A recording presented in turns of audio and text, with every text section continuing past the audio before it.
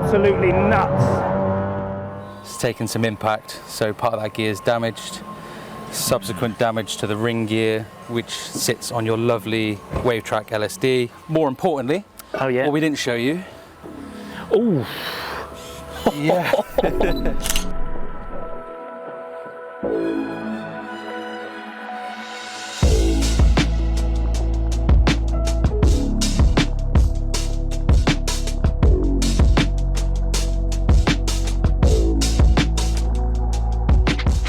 Hey guys, it's Luke here and welcome back to another video. You join me today at VGS, VW Group Specialist, with my Golf R. Now actually this car has been here for actually about a month. Now what turned out to be just a simple check over, couple of little bits, in fact it was a clutch and flywheel that I actually booked the car in for, has turned out to be an absolute nightmare. Unfortunately, the car has been a little bit poorly and has been off the road. It's been here for a month, as I said, and that is not due to slow workmanship or anything like that. It's genuinely been a lot of work involved in getting this car back to 100%. But it's good to have it back. I mean, I haven't seen the car since actually the officially gassed on track day, which happened just after my trip to the Nürburgring. So it has been an awfully long time. Of course, that's not going anywhere. I'm going to keep all that on, which is pretty cool. But I think what we'll do, we'll catch up with Chris here from VGS. We can actually speak about the main problem, I suppose you could say, with what we've had to do. We'll have a little walk around some of the other bits which I've done whilst the car has been here, out of action, before we then hop in and actually start the bedding in process of the new clutch, which is what this car initially came here for. But of course, as always, full details to VGS you can find in the description. But yeah, we'll catch up with Chris, have a chat and show you some of the parts which came out of the gearbox. It's always expensive when you mention that word. Either way, very large and very painful invoice has just been paid. So naturally, when a car is off the road, out of sight, you have to kind of do a few bits to it. Why not? And one thing which I've been wanting to do for a while with this car is actually what we see here. Now this is the Racing Line oil management system. So we've got the Racing Line oil catch can and also the PCV plate up here as well. Now I previously ran a Forge Motorsport catch can and also a Bartec PCV. I've heard some things about the Bartec systems before, if I'm being completely honest, which haven't been as good. And to be honest, I would have kept the Forge oil catch can because it's brilliant, but typically the Racing Line kit is all in one, all tied in, so I thought I'll replace the whole thing. Now this car, what I haven't actually told you guys about, something which this car has been doing for quite a while, is drinking oil a lot. I'm talking what, 1,500, 2,000 miles I did round to the Nürburgring. I used 5.5 litres of oil.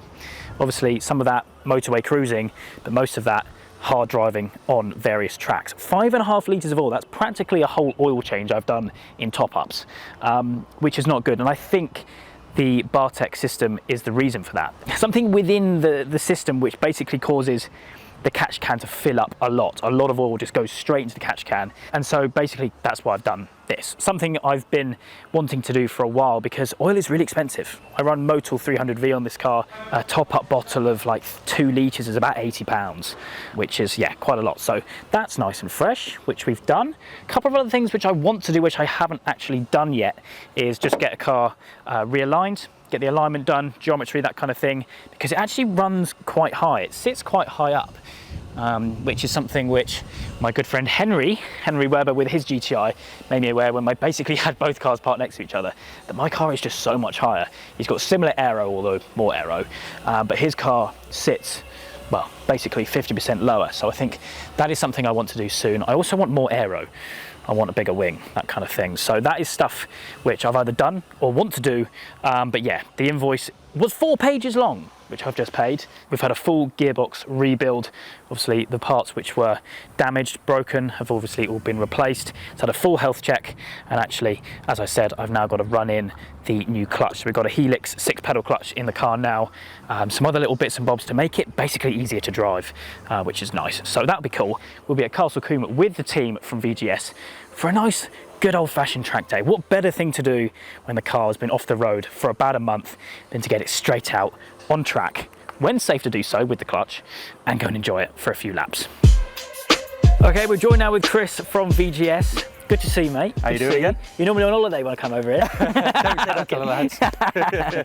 But yeah, no, this has been a pretty big job, really, hasn't it? Unfortunately. Yeah. I brought it in just for a few little bits prior to a track day. Yeah. And it turned out that the more you stripped off the car, the more problems you found. So these are the parts which came off the car, or off the gearbox. All the internals from your used box. Yeah, absolutely. Sealed down here, the casing and everything. And obviously these do have some damage on. So if it's all right to kind of show us around what we're looking at, really. Right, okay, fundamentally what happened here was the inner joint for the drive shaft, the bolts had come loose. Right, okay. So we hit the casing, obviously subsequent damage to the gearbox. As you can see there, it's taken some impact, so part of that gear is damaged. Subsequent damage to the ring gear, which sits on your lovely WaveTrack LSD. It's one of those, you look at the prices of the individual parts of these, it was more cost effective to get a second-hand box. Use the best of all the internals. We had a fresh casing because, more importantly, what we didn't show you. So that's obviously the outer casing where the drive shaft comes out. You've got it. And it was just hitting, That's it. as a drive so shaft basically, spinning. as the drive shaft, the inner joint was loose, excess movement, and the clip that supports two of the bolts just kind of went round like that. And cut through it. And that's what's been doing that. Just cut through it. I mean, there was an attempt. Obviously, we were trying to get you to Goodwood originally. So there was an attempt to try and aluminium weld it, but it wasn't going to take. Unfortunately, the damage was too much. Found that internal. So we saw a second box and built it all back up for you. Which should have been just a straightforward upgraded clutch and flywheel for you, because obviously you have another. That's what it was, So basically, let me put that little chunk of gearbox down. So basically what it was, obviously this car was at the Nürburgring. I did Spa, I did the Ring, and to be honest, there was a few other track days. Oh, I did Silverstone when I got back as well. And I noticed that on my way back from the Ring that I was getting a little bit of clutch slip. And then I did Silverstone, it was fine. But then at the end of the day, it started to slip again. I thought, okay, I definitely need clutch. So I got in touch with you. Turned out to be completely undrivable. I practically brought it here on 2 gears. Second and fifth were the only gears that worked. And one drive shaft fully bolted. And it was obviously making that noise, that kind of intermittent knocking noise, which I thought was a CV boot, basically. You were right though. Well, it was as well as joint. True. It was. But obviously that knocking noise was this being absolutely annihilated, wasn't it? Yeah, unfortunately. So it turned out to be a gearbox rebuild and everything else, which is not generally not good for us considering the timing, because we got a lot of events in the last few weeks and one coming up this week. So we could have done generally without the work, but it is what it is. We're ready to go. You're going to take away and put some miles on it, and then hopefully you're joining us next week. Well, the plan is actually that the track day that we've got in a week's time will be in this video. So I'm going to do all the running in miles, because I need to do about 500 miles to bed in the clutch, because obviously that's what's taking the limelight. But 100%. I mean, the reason it came in was for clutch and flywheel. It was supposed to be a straightforward job. We can do that for you, Luke, all in one day. But a couple of weeks on, here we are. Here we are. But so that'll be in this video. I'm going to do all the running in miles, the boring miles, to make sure it's all ready, and then we'll get this thing back out in action, because I've missed this car. It's been a month, hasn't it? Mate, it's the season as well. You need to be out. That's it, You need to be out. That's it. But mate, thank you so much again. No worries, man. I mean, looking forward to the track day, which we are at Castle Combe, which will be good. Hopefully got a nice day like this. We hope. Hopefully. It's time to do some running in miles in this thing and make sure it's all ready. Sound, no worries.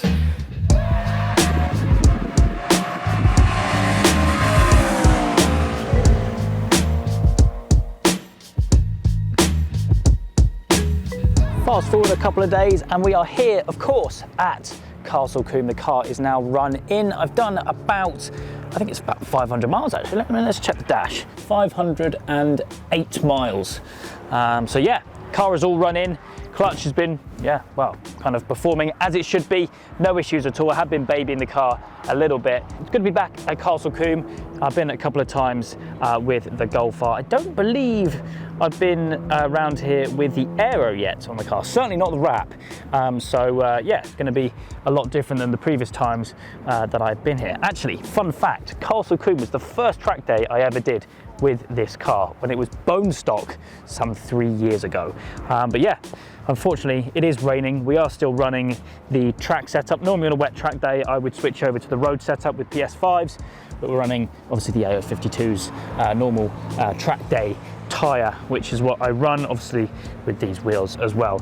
I think what we'll do, I'm gonna head out and kind of, do a few laps really, enjoy it, and basically enjoy the fact that it's back up and running after about a month and a very expensive bill. So we'll set the GoPros up, get the car warmed up, and go for some somewhat wet laps here at Castle Combe with the Golf R back in action.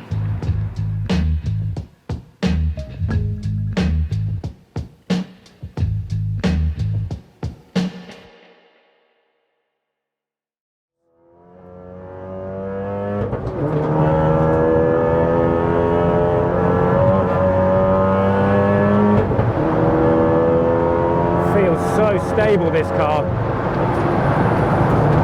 Fairly early on the brakes just to be a little bit cautious.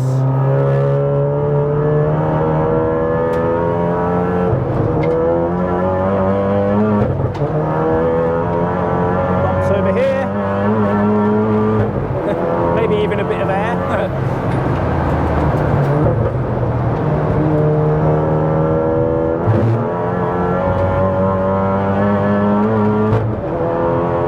Feels good, this car.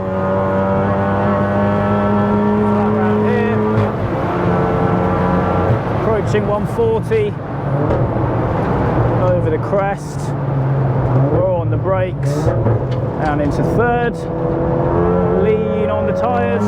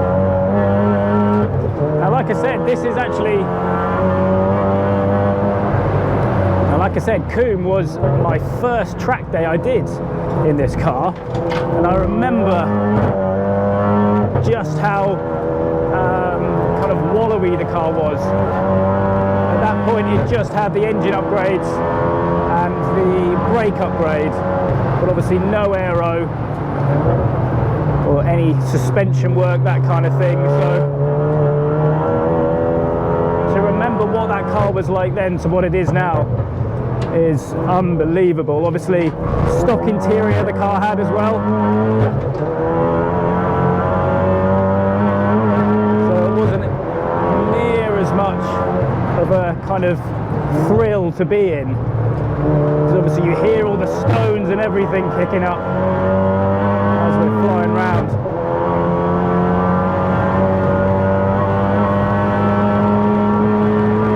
See if we can get a nice quick lap in here. Late on the brakes.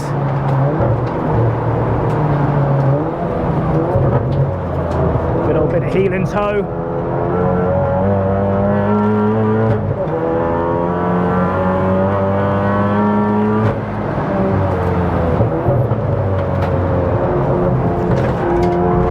Through one of the chicanes. Grip is absolutely nuts. And happy to report, clutch and gearbox is working a dream, as you would expect and imagine. Clutch actually feels a lot easier to drive with, actually, even just on a day-to-day.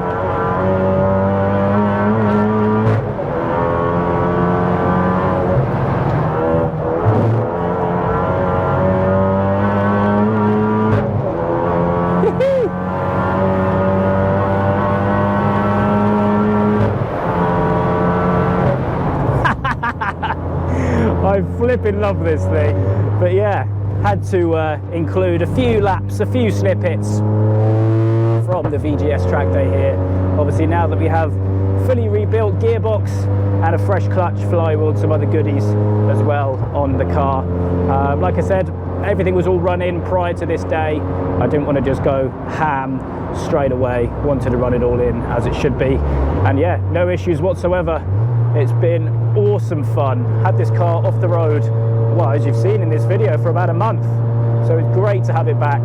And yeah, time to get some more track days and some more adventures lined up with this thing. But for me today, that is it. I hope you guys have enjoyed. As I said, you can find the full details down in the description to VGS, VW Group Specialist, based in Swindon here in the UK. That is it as we head on out off the track after a little cool down session. I hope you guys have enjoyed. If you have, please do make sure you leave a like and make sure to subscribe for all the adventures still to come.